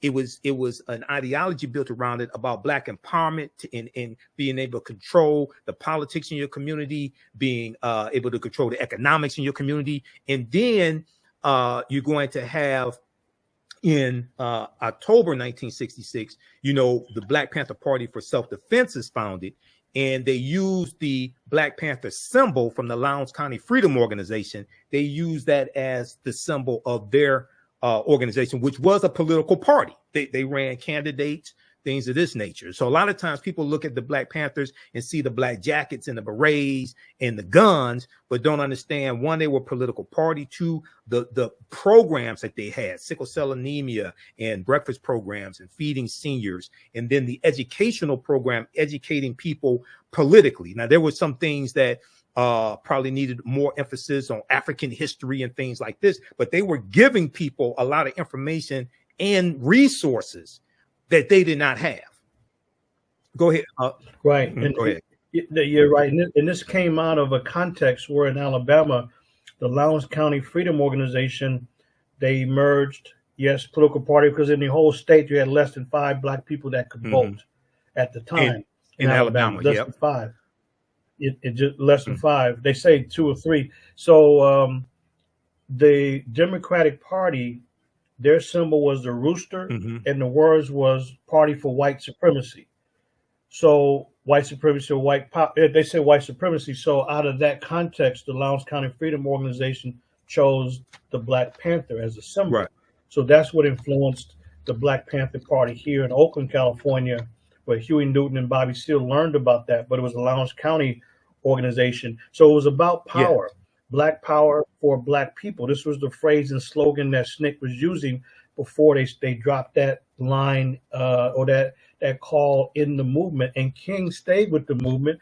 And you see footage of Dr. King began to say, if we had power, they wouldn't be doing this to them. If we had economic and political power. So we started off being kind of timid to use Black power because he didn't want it to seem like Black supremacy, in the sense that it was just the opposite of vicious white supremacy that was associated with violence and lynching. This is why King was a little bit hesitant. He said it has to be a program and not a slogan. He said Irish and Italians organized the power. They don't use slogans. So, but King started to use Black power. One of his most important essays, Dr. King's, is Black Power Defined. But let me just share with folks how this begins to emerge. So when people say living the dream, what dream are you talking about? It's a program. Right. It's a platform that came with. So in many ways, so for example, Dr. King said Black power is a call for the pooling of Black financial resources and to achieve economic security. Then he goes on and said, if Black power means the development of this kind of strength within the Negro community, then it is a quest for basic necessity, legitimate power. Finally, Black power is a psychological call to manhood. He said Black is beautiful as any other color. And he goes on, he says this is what's important about King. Power is the ability to achieve purpose. And certainly the Negro needs power because this is our problem. We are powerless. We have been powerless economically and politically, and the ghetto itself, in a sense, came into being to keep the Negro in a powerless position. Now, he gives this speech to his staff in Frogmore, South Carolina, back in November of 1966. And finally, this is what King says, folks: power is not the white man's birthright. It will not be legislated for us and delivered in neat government packages. It is a social force any group can utilize by accumulating its elements in a planned, deliberate campaign to organize it under its own control. This is the plan and program that King was promoting. He said that we can have unity without uniformity. So for King, it was not just dealing with the Black community only. Now it was a deal with the poor and the least of these, and looking at a class struggle. So King said that, look, we have to be more effective and more sophisticated in embracing the labor movement and looking for commonality there and looking for commonality on economic grounds. They already had an economic approach because there was no demonstrations in the South that was not also associated with an economic boycott. There was always an economic boycott of white businesses. Always. Yes, always. And brother, let's check this out. Go ahead. Brother Michael. Go ahead. To show you the problem we have, folks. I remember a couple years ago, this was this would have been in Minneapolis with the lynching of George Floyd in May 2020. It was on CNN, and they had Martin Luther King III, and it was one of the Black Lives activists, I think, for Baltimore. So the commentator asked Martin Luther King III about the strategy during the so-called civil rights movement. He said, well, one of the things that made these demonstrations very effective was the economic boycott to cripple the local economy if people continue with business as usual and white supremacy. So after he explained that was one of the most effective components, the Black Lives Matter young guy said in just an instant, we don't need to do all that. They just need to just stop killing Black folks. What? Are you kidding me? Here it is, young guy who don't know nothing. Don't read. That this is exactly, don't you're disrespectful. He's telling you exactly. So what did Martin Luther King say? He didn't say, he said, well, that's what happened. And he just let it alone because it's on national Martin Luther TV. King III. you know, son, why not the father, Martin Luther King III. I just want people to understand the who you're third. talking about. Okay, yeah, Yeah, yep, yeah. Martin Luther King III. It's just a few years yep. ago. He's explaining why they were effective in crippling the economy and making them bow down in Birmingham. Well, sorry, they didn't call it Birmingham. We were talking about Birmingham. the white supremacists. Birmingham, Yes. Alabama, because they would bomb any Yep. place. Any place that was a meeting place would be bombed. So it was Birmingham, Alabama, you know. But there's an economic agenda all the time, and that's why when they had meetings, whether if it was in Birmingham, they went to A.G. Gasket. Yes. And you know, because he was a successful black business person, he had not only the motel, but he had other businesses. He had a radio station, so they would stay at his properties, and they would make sure they should help support his businesses. Also, when the SCLC had retreats, I honestly, when I was doing the research, I didn't know that Frogmore, South Carolina, I did not know it was part of the South Sea Islands, where you got the traditional Gullah and Geechee. I didn't know that at the time. South Carolina, Georgia. Yeah, I didn't. Yeah, I didn't know that. So it's right off the coast there. But that's the kind of focus that they always had to help to build the community financially and economically. And this was always a part of their focus. So this is part of the agenda that King is laying out in Where Do We Go From Here that gets missed because he's laying out. The title of the book says it, Where Do We Go From Here? He's laying out. And by the way, his last birthday, he guess what? He had breakfast at 8. And guess what Dr. King is doing? He's meeting he met with Cesar Chavez and the farm workers. He met with Jesse Jackson and others to figure out what was their plans. That's what he did on his birthday, his last birthday in January of '68. So we can do the same. Is always focused on organization. So there's much to do and much to learn about Dr. King, but we have to go to the record. And unless I missed it, I didn't see anybody putting any of the books in the chat. No. Let me do this. I'm gonna go to your website. I'm gonna do some shameless plugging for the African History Network. Go to your website. I'm gonna go to your website also, show that, and then I want you to talk about Dr. King's assassination was orchestrated by the FBI and J. Edgar Hoover, because we mentioned it earlier, but this is one of the bullet points that you wanted to talk about as well. So I want to make sure we get to that. And also, I pulled something up while you were breaking all this history down. Is it now, those that watch me on the African History Network show, those that see me every Friday on Roland Martin Unfiltered, you've heard me say a number of times, and those that take my online history classes, you've heard me say a number of times, your understanding of politics is directly related to your understanding of history.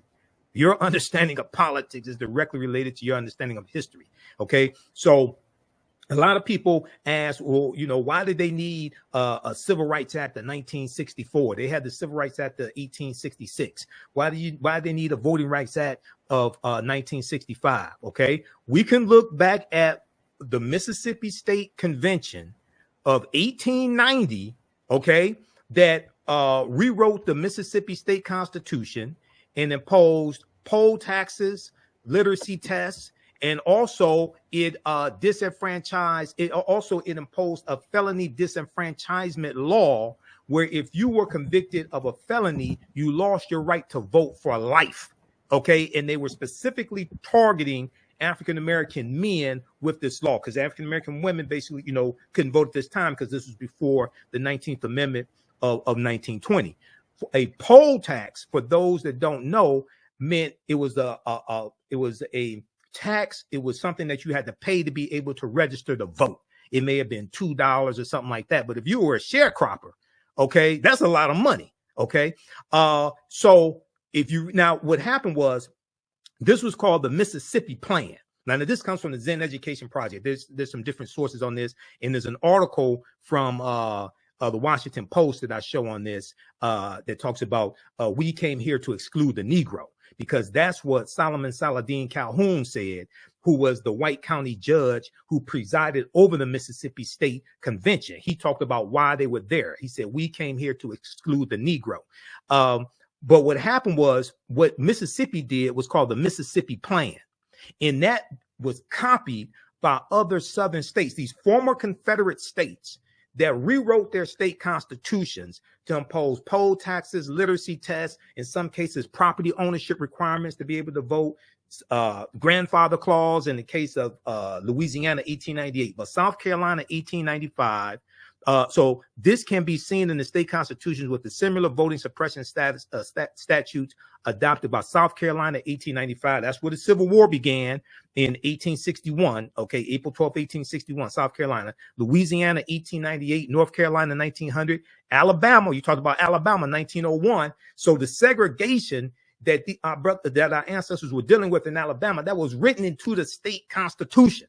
Virginia, 1901, Georgia, 1908, Oklahoma, 1910. Now, in Florida, in 1868, when Florida rewrites their state constitution after the Civil War ends, after the ratification of the 13th Amendment, December 6, 1865, when Georgia becomes the 27th state to ratify the 13th Amendment, and this is what legally ends chattel slavery. In Florida, they rewrite their state constitution to impose a felony disenfranchisement law. So if you commit a felony, you lose your right to vote for life. They said that they were doing this to prevent what they call a Negro legislature, because African Americans made up 48% of the state population in Florida in 1868 as a result of slavery. So they're trying to lock African Americans out of political power. This was 2 years before the 15th Amendment to the U.S. Constitution was ratified in 1870, which protected the right to vote for African American men. Okay, so you've got to understand this background history of why these movements happened, why these laws had to be put in place. The Civil Rights Act of 64, Voting Rights Act, Fair Housing Act of 1968, things of this nature. Okay, now and then let's see here. Okay, we've got that, and then I want to show people this here. Oh, for those that think all this history is in the past, okay, for those that think this was ancient history a long time ago, Professor Manu Ampim and I, we both teach ancient history. This ain't ancient history. I'm trying to tell you, okay? And to prove to you this is not ancient history, how many of you all have seen the TV show The Jeffersons? Okay, George and Weezy moving on up. Well, Mother Jefferson was portrayed by veteran actress Zara Cully. Zara Cully. Zara Cully dies in 1978, and they wrote that into the script. Zara Cully was born in 1892. Zara Cully was born 3 years before Frederick Douglass died. She was born before Booker T. Washington died in 1915, who was a former slave. She was born before Harriet Tubman died in 1913, who was a former slave. She was born 27 years after the Civil War ended and after chattel slavery ended. So most likely, she probably grew up knowing former slaves. This is not ancient history. But I want to show this right here. This deals with tying all this history to politics. Okay. The felony disenfranchisement law that was written into the Mississippi State Constitution of 1890. Does anybody know when that law was overturned? That law was overturned in 2023. Okay, not 2023 BC. I'm talking about 2023. I'm talking about 2 years ago. Look at this article here from WashingtonPost.com. Okay, Jim Crow era lifetime ban on felons voting is unconstitutional, court says. August 5th, 2023. And this is written by Shara Avi-Yona for the Washington Post. Mississippi's lifetime ban on certain felons voting constitutes cruel and unusual punishment and violates the 8th Amendment. A federal appeals court ruled Friday, this is in August 2023, potentially paving the way for tens of thousands to regain their voting rights.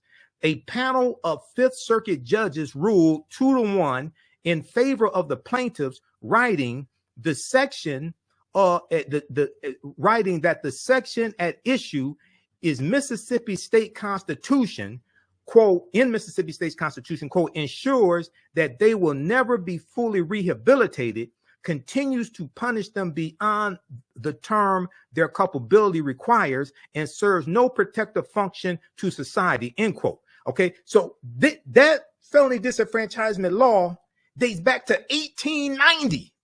And it just got overturned in 2023. And right here in the article, it says the clause dates back to Mississippi's 1890 state constitution, which the state, quote, adopted in reaction to the expansion of black suffrage. That means black voting rights and black people voting, black men voting, and other political rights during Reconstruction era 1865 to 1877.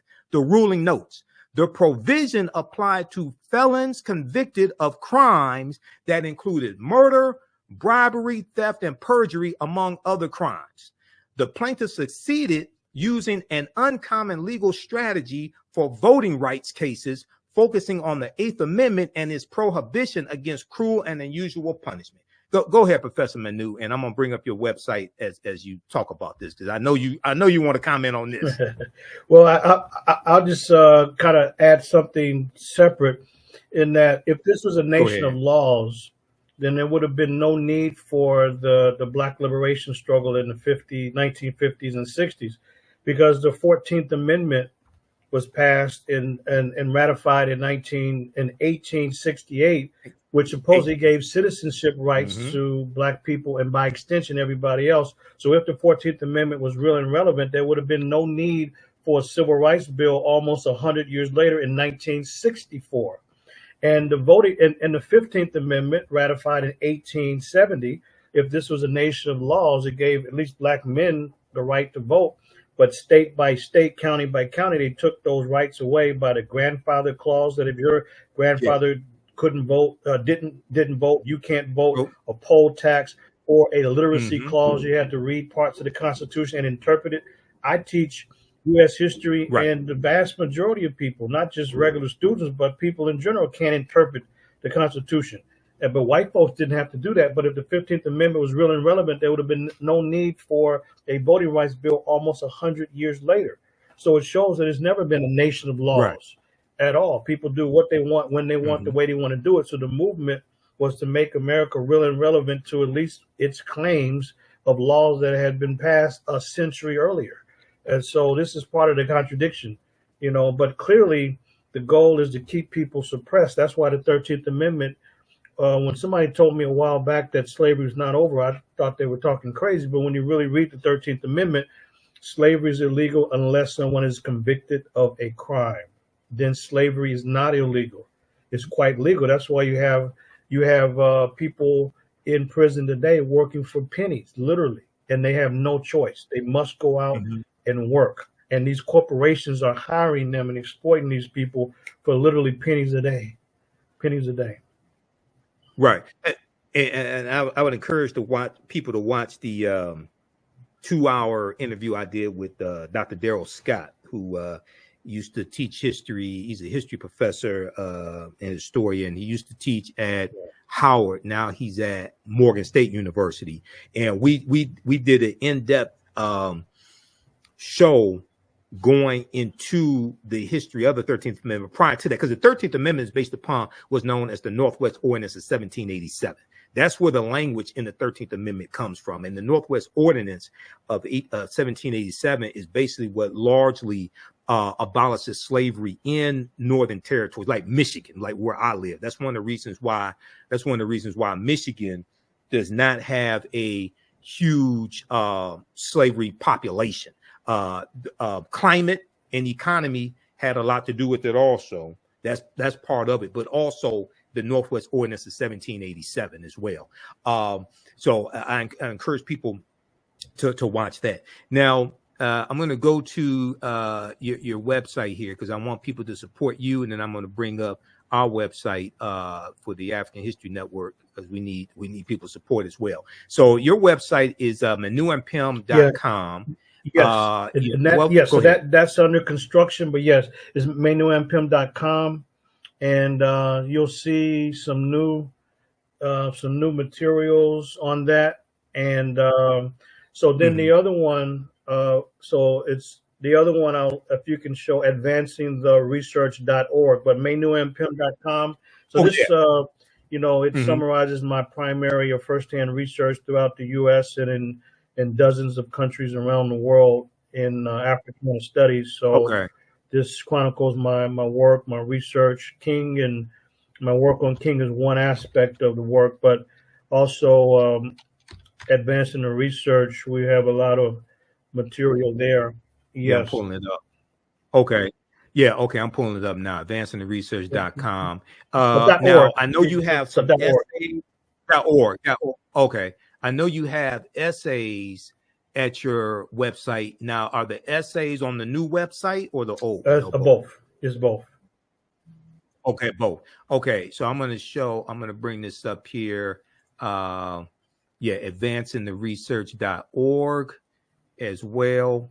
Because I know you had your essay of a different perspective on the nonviolent tradition, and that was dealing with talked about Dr. King. I printed that up January 19th, 2011 from your website. Yeah. And then because I have thousands of articles printed up here in the office. People just don't know. Okay, so let's see. We've got this here, and then also printed up the one on the Black Power movement. Okay, so advancing the research, and then we've got our mission. So go ahead, go ahead. Yes, if you go back up to the top, there's a drop. Yeah, you can go to event news, for example. You know, it's different different articles, different things there. Interviews under news, and then some of my work. This is when I was in South Sudan, so I do a lot of field work. When I'm not here, I'm out in the field quite often. And then also this summer, I'm going to be taking people. I'm going to be taking people to Ethiopia and also to Kemet. And after that, I'll continue my field research on ancient Kush. So that's the educational tours at the top there as well. Right. Yeah. So folks can go to the website, you know, advancingtheresearch.org and manuampim.com. But also I'm on social media, so you can find me. I have a YouTube channel, professormanuampim.com, and also on Facebook. And I post things in different areas. So, but if somebody wants to reach me, and if you want to be on the email list, you can simply go to advancingtheresearch.org and get on the email list, or you can email me directly at manuampim@gmail.com, and we'll be glad to get you on the email list to keep you abreast of what's happening. There's always news in Africana studies. So yeah, social media, you can find me Facebook and YouTube. Contact us. Okay, absolutely. And then also, everybody, you can support the African History Network.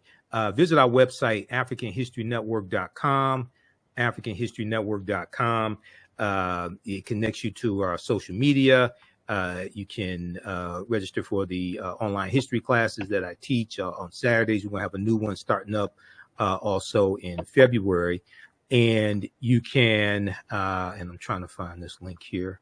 Also, you can support us through PayPal and Cash App, $ the AHN show through Cash App, and through PayPal, paypal.me/the AHN show. This helps us keep doing the research, stay on the air, finance the research, pay for all these services that I use. So right here.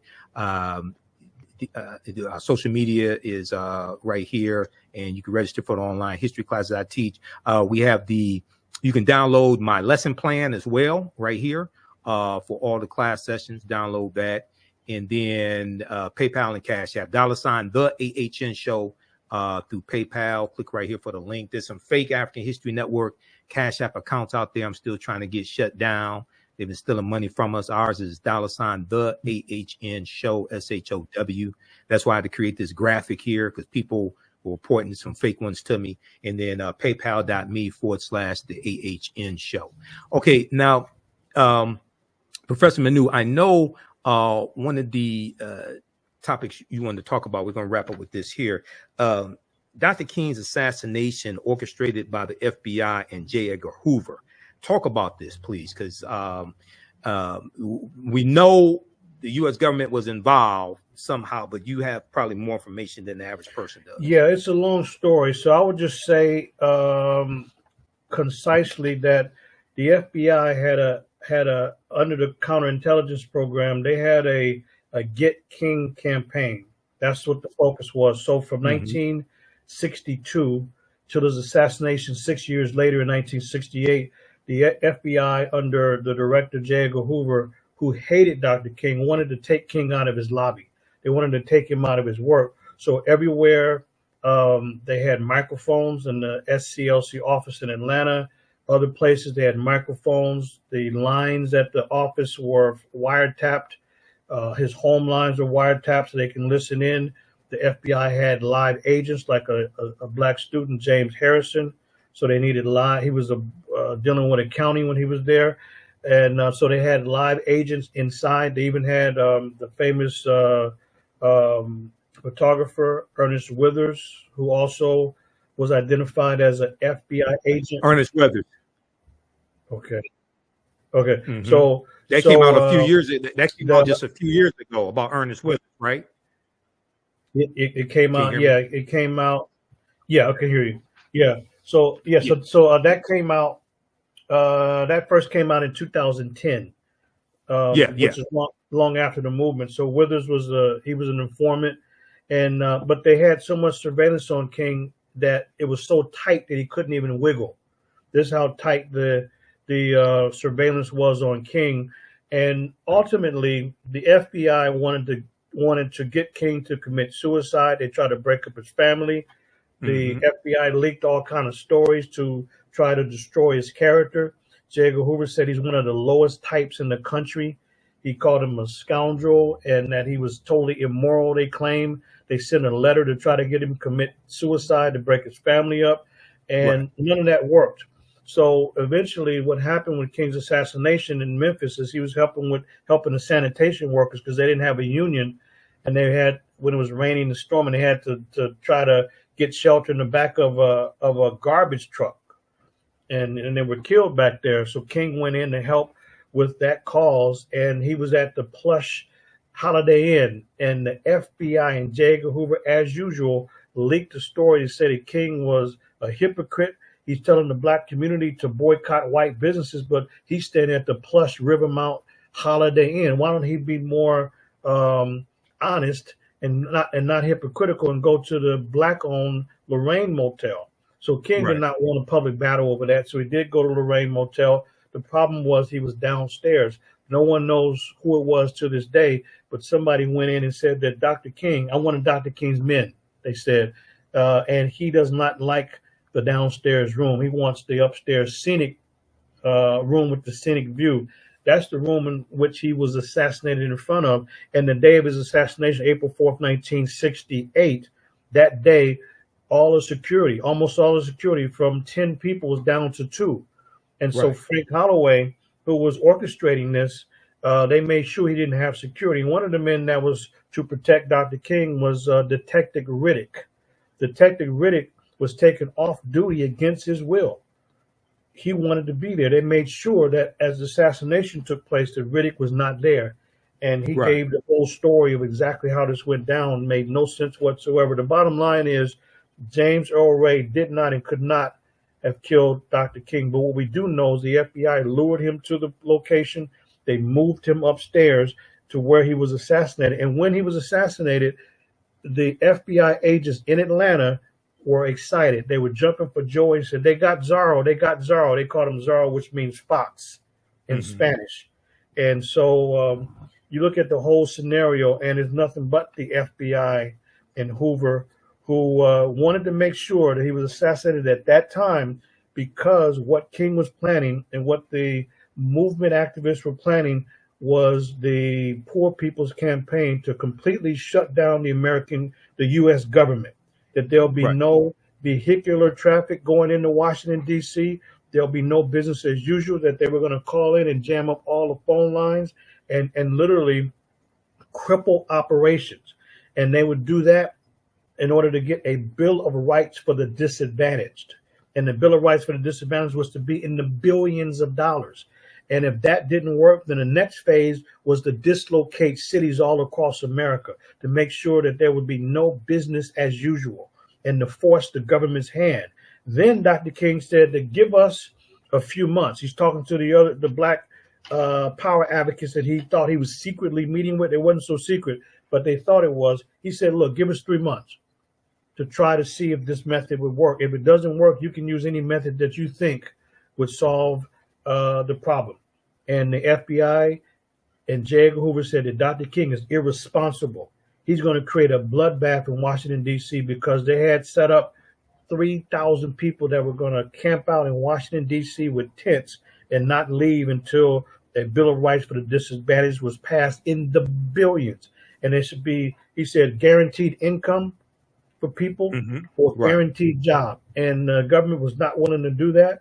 So the thing was they had to move King out of his lobby. But he said that this was the last desperate attempt for nonviolence. It's not a coincidence that he was assassinated when he was assassinated and that the FBI was all over this. These documents are going to come out, although I looked at thousands of them, but there's secret documents in the National Archives that will come out in January of 2027 that will give even more insight about this. But make no mistake about it. We talk about a holiday now, but if people pick up where Dr. King left off, it ain't going to be a holiday. It will be some trouble. And folks need to know that the government was concerned about King and his efforts to radicalize the movement to the next level to get results.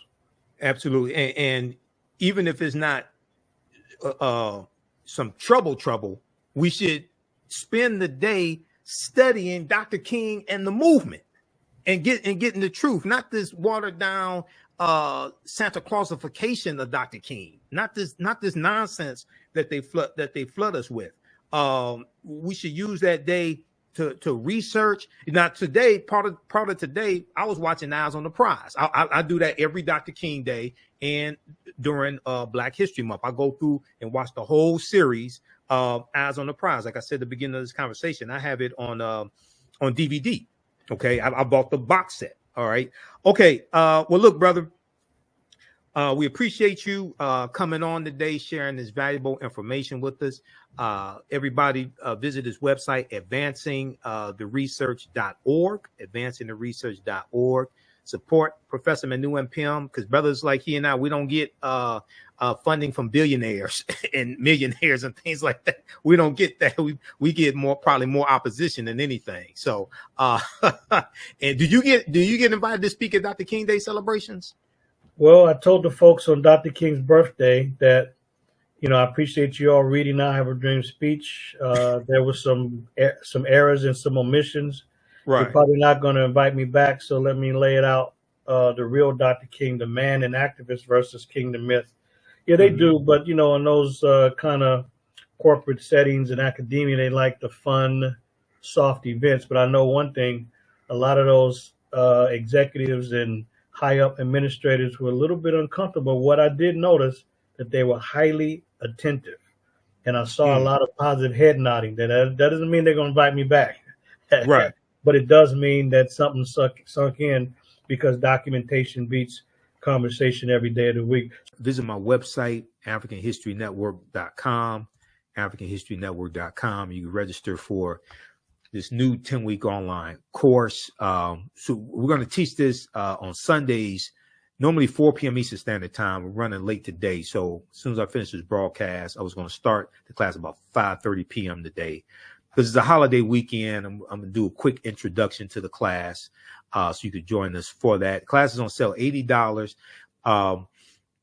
You get 5 of my lectures free in digital download format, okay, when you register for this as well. Click right here, register here. You can do debit card, credit card, what have you. If you want to do it through Cash App, send it through our Cash App is here, $ the AHN show through Cash App. You click on the link. It takes you here. And if you send it through Cash App, follow it up with an email. You can email me through the website right here. Contact the African History Network at the top. If you send it through Cash App,